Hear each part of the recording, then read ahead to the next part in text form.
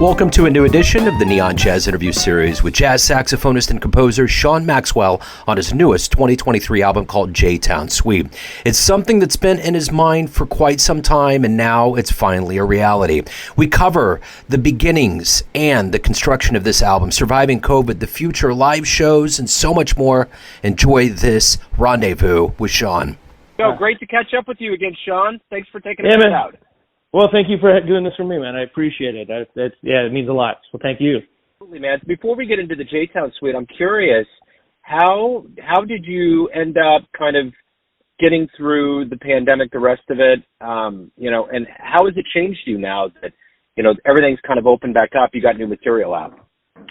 I wrote a ton of material over the pandemic, and in a weird way, the pandemic was actually I don't want to say it was a good thing for me because it wasn't a good thing for any of us, but it gave me a little more time to sit back and work on things instead of just sitting on my hands or watching television all day. Well, I think I did that for the first 2 weeks of the pandemic, but then after that, I just started writing and started brainstorming, making plans of like, okay, if and when this ever ends, this is what I want to do. This is what I want to make happen. So I don't know, since the pandemic, I've been mixing in when we do live shows, and man, it feels so good to do live shows after all that nonsense. But I've been, doing more originals, but I've also been doing more like storytelling, like not giving lectures or anything, but I tell the audience, like, before every tune, like, hey, this is what this tune's about. This is what you maybe hear and whatever. And I feel like that's helped, kind of convey what the story that we want to get across in this music, and audiences seem to really dig it. So I guess, I've been doing a lot more writing, performing newer originals, and just sharing that with the audience, and they seem to be getting behind it a lot more. So do the audiences feel different? I think so. I think audiences, in my opinion, are much more appreciative because I think we all went through that year to year and a half where, like, even when we were kind of going back originally, we were with masks or behind I call it the hockey shields, or, so it wasn't as intimate. Now we're back to, I knock on wood, we're back to being like normal human beings with us again. And I don't know, I feel a better vibe, and I'm thinking that's a little bit because we were of the COVID fatigue and just being relieved to be back to normal. But also I think it's just because we're feeding off of each other, telling the story, we're playing it, and they're digging it, and then they're helping us, giving us the energy to like go above and beyond on it. So this album has to feel pretty good to have a new album out, kind of a new lease on life. How does it feel overall?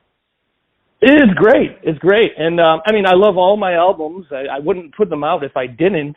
But this one feels like the most like proud I am of it, and just personal because it's my hometown of Joliet, which I've been joking about with my business partner, recording engineer, producer. He wears many hats, Nick Eipers.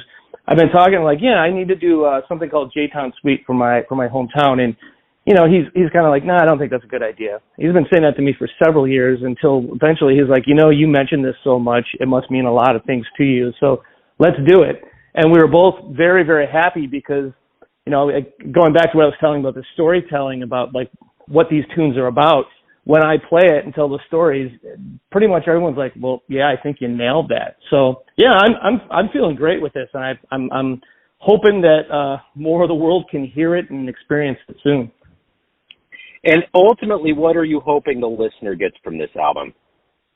The one thing I'm going for always is I want to be Shawn Maxwell. I'm me. Yes, I have my jazz heroes and people I'm influenced by and the people that I dig and like listening to, but I want to sound like me. And I think the way I'm composing, especially on this album, the way I'm performing, and just everything, I think it's very Shawn Maxwell, and that's my ultimate goal. And perhaps that sounds weird to say. I just want to be myself to the fullest, and I don't want to sound like anyone else. I think if any of the listeners go in, especially if you read the liner notes of the stories behind it, but even if you just hear it cold, I don't think there's much of anything that sounds exactly like this. So I think that's one of the other parts of this, with everybody kind of getting back to it. A lot of musicians left big cities took on different professions. There was just a lot of things that people had to figure out to stay alive. But it seems like now everything's come back.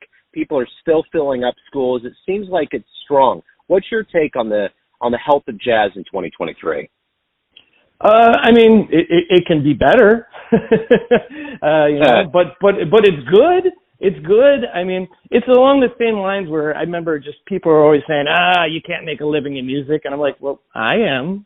I'm not sounding like I'm bragging, but I'm doing pretty well with it. And yes, I wouldn't mind playing more dates, making more money. But I think things are going well, and I think we're still in the beginning of the recovery. And I think audiences are ready for it.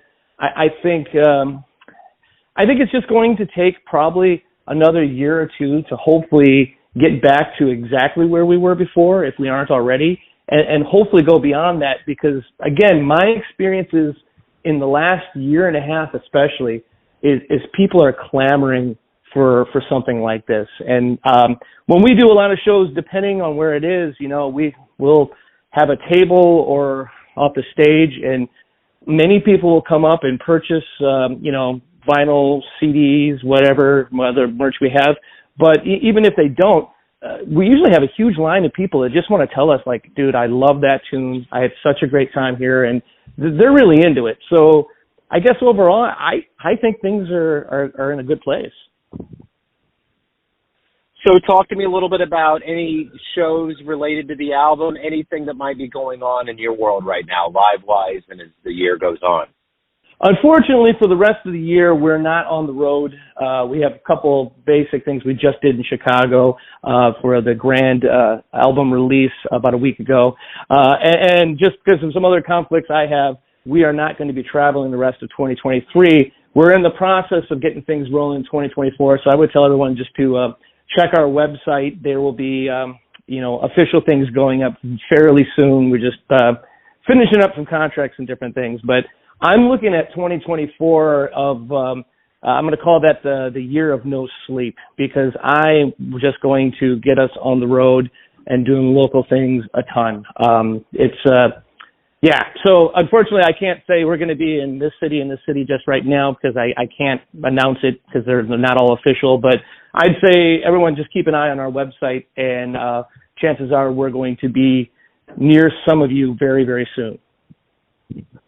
So if anyone out there wants to pick up the new album, where's the best place to go, and anything else related to your world, where can they go?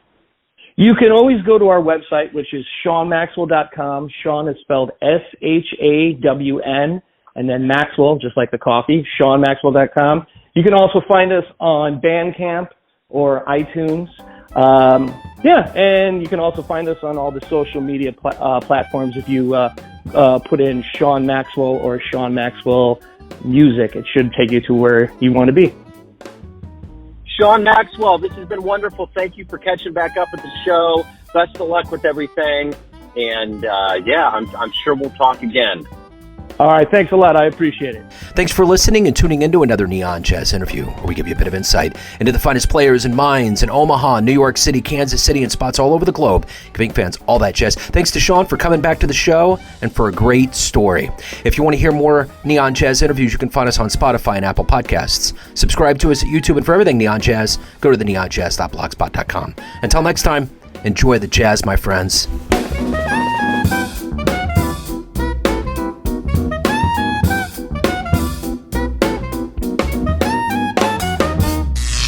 Neon Jazz.